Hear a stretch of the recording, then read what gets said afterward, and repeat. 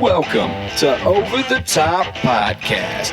This is a show where we take topics that nobody wants to talk about, but everyone has an opinion on, and we let people get their opinions off their chest. We will literally cover every single topic except arm wrestling. Your host, Steve Matthews, joined by an array of different guests.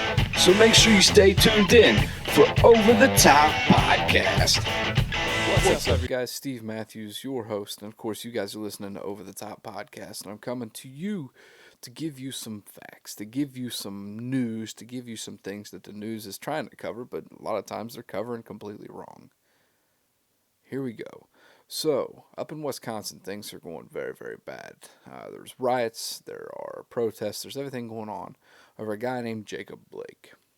And Jacob Blake is a fellow that's got a long criminal history and was the police were called on him. They arrived, and the 911 call states that he took somebody's car keys, would not give them back, so they called the police. Media tells you that there were two women fighting, and he just casually happened to walk up and tried to break them up, which was a lie. A lie. So, there's lie number one. So when police confront him, realize that he has warrants for his arrest for a lot of different things. Dude has a long history of brandishing weapons, pointing weapons, sexual assault in the third degree, which in Wisconsin basically turns into rape. Some people speculate that it was below somebody the age of 18. Wisconsin's third degree doesn't specify. It's just basically rape. So he was wanted for not nice crimes. So they tried to apprehend him. They tried to tase him, use the non-lethal route. It was ineffective. He got up, and he came around the car as you constantly hear police yell, "Drop the knife, drop the knife, drop the knife." He then turns to get into his vehicle, and then the police officer fires upon him. Now, multiple news media will report, cops shoot black unarmed man. Cops shoot unarmed black man. Cops shoot unarmed man. Lies.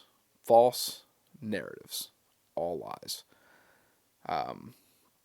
Even Jacob Blake himself said he had a knife. Reports have come out with the findings that there was indeed a knife. So he had a deadly weapon. Now, people are like, well, was that really justifiable to shoot him in the back? Well, here's what you're really not putting together. So this man is guilty of big weapon crimes, guilty of sexual assaults, and they tried to stop him, and he had a weapon on him. Well, what's he doing? Not only is he trying to get away, he's trying to get in a van with kids in it. Now, some people are like, well, that was his own kids. Right. But you understand that because you don't want to be arrested, you don't just get to walk away, right? You don't get to go, not today, boys. I'm not feeling it today. No. So had he got inside this van, it would have been a high-speed pursuit, which then would have put the kids' lives in jeopardy. And so shame on Jacob Blake for trying to put his kids' lives in danger. But nobody wants to look at it that way. Nobody wants to look at it that way. Everybody wants to point to the fact that he was unarmed and shot in the back 7 times. Was that really necessary? So that's the truth of it. He did have a weapon. Reports are now coming out that they've released that he did have a knife. He was tasered. And the original 911 call was on him. And the media lied to you about it completely. So now, I think you look a little bit stupid rioting over this guy. But whatever. Ride on, boys. Because you have celebrities out here. You have the NBA who's canceling games because of this. Of a completely justified shooting of a person. Of a criminal who had a deadly weapon. Give me a break. But we're not going to get into the sports aspect. It's ridiculous. But I will comment later on in the show. Now, the real reason I'm here is to talk about Kyle Rittenhouse. So 3 days later, after the shooting of Jacob Blake, a kid named Kyle Rittenhouse, he's the talk of the town right now. He started off, had pictures of him showing he was there at the town, trying to clean the graffiti off the walls that these people have just littered the town with. And third night, he was there. Now, mind you, he came from across state lines with an AR-15 to help protect a business, is what was said. Later on in a video, there's a video that says that he worked at one of the buildings there. Whether that be true or not, I don't know, but that's what he claims. So the first video seems to be in sequence. You see him and a group of maybe 5, 6 other people defending a building, and he's interacting with the police, asking for a bottle of water. So in doing that, you can tell the kid's eager. The kid clearly loves the police when you look at his Facebook and everything like that. And I think he's eager to interact with these police officers. And you can see it. I can see it. Maybe you can't, but I can see it. The kid's very, very eager to interact with them. So that's video one. The second video in the sequence seems to be him and another man sitting in front of a building, both armed, just giving interviews, talking to a couple people. Nothing really going on. Just sitting there peacefully. No issues. And then the third video is where it gets a little bad. It's where things start turning. You see Kyle in a situation in front of a building, and somebody throws a Molotov at him. If you're not familiar with what a Molotov is, it is a bottle with a flammable liquid in it with a rag in it that's on fire. So they throw that at him. And what does he do? What does he do? He runs away. He runs away like any scared little 17-year-old kid would do. He runs. Well, the person chases him. And when they chase him, they pin him in between a wall and a car. And he's in a corner, and he has no other option. So he fires his weapon, striking the person in the head, killing them. So, do you believe that he didn't have the right when somebody's already thrown a flammable weapon at you? Could you imagine if it hit him and caught him on fire? They throw it at him, and then they pin him in a corner. So after they pin him in a corner and he fires his gun, he takes off running. After he takes off running, he's then chased by a mob. Which brings us to the next video in the order of him running down the street. Somebody runs up behind him, punches him in the head. He takes a few more steps and seems to be trips over his own feet. As he trips and falls, another person comes running in to jump and kick him in the face. As he does this, Kyle fires another shot. It misses. After that, another person runs up while he's still downed with the skateboard. Attempts to hit him in the head with a skateboard, which they do hit him. Well, then he fires, and he strikes him in the abdomen, chest area, and kills that person. Now, he was a downed person trying to run away towards the police that were at the end of the road. It's where the direction he was running, trying to run to the police. And you punch him, he trips, and you start trying to beat him while he's down. I don't know about you guys, but I've seen enough videos of mobs getting people down and just leaving them in a pool of blood too many times. So he then fires his weapon and shoots the second person. Now, as he does this, before he gets up, there's a person that's real close to him that has his hands up. Hands up. Hey, man, don't shoot me. Don't shoot me. He backs away. As he backs away, he pulls a pistol out of his waistband and fires at Kyle. Now, he doesn't hit Kyle, but Kyle returns fire and shoots this man in the arm. Now, here's a little bit of backstory on the fellow who has a firearm. He's been identified. He's been identified as a felon. I don't know if you know this, but felons are not allowed to own firearms. Isn't that odd?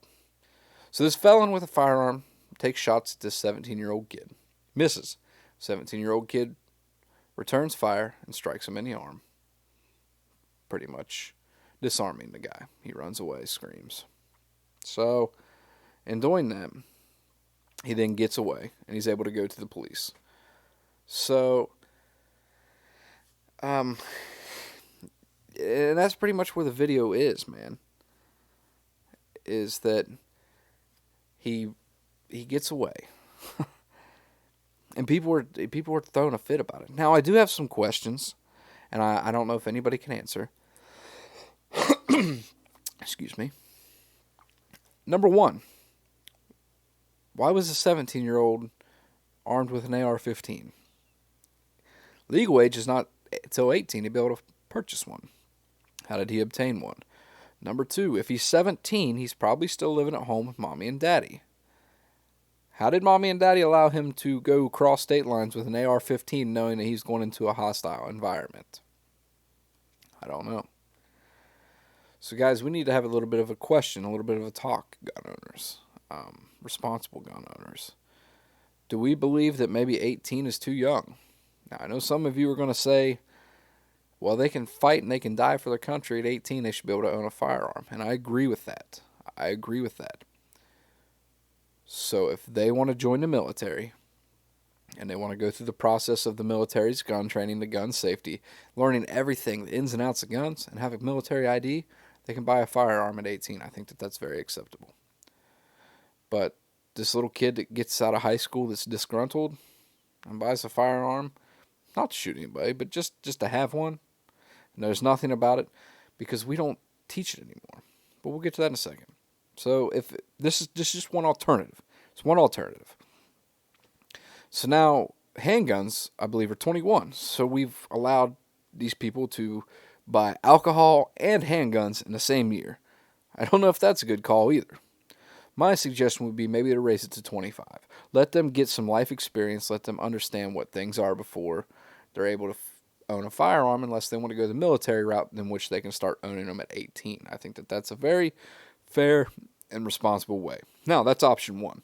Option two would be to put gun safety back into schools, because it needs to be an important topic, because so many people were afraid of firearms. So many people are afraid of them. So many people don't want to touch them because they think if they touch them, they're going to explode. They think that they have them in their house, they're just going to walk around and start shooting people. And it's not the case. And people are so afraid of them now that it's ridiculous. It's just become it's taboo anymore to a lot of people. So bring back the gun safety. That's my other opinion.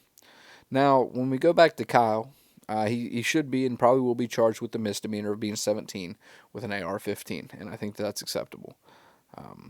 It is what it is. He broke the law. But there's also the situation that he's charged with a first-degree manslaughter, first-degree murder. I don't remember which one it is, but they can't stick. It was 100% self-defense all the way around. Like 100% all the way around, it was self-defense. Every situation that he fired his weapon, he was put into a position that it seemed to be life or death for him. And I agree with it. I agree with the firing of the weapon. Now, we want to talk about the people that are upset. Oh, white privilege. He was a racist. He was a white supremacy militia that was there. Well, here's a fun fact. The only people that he shot were white. So don't try to put it on a race thing. It wasn't. The kid feared for his life. Put in situations to make big boy decisions.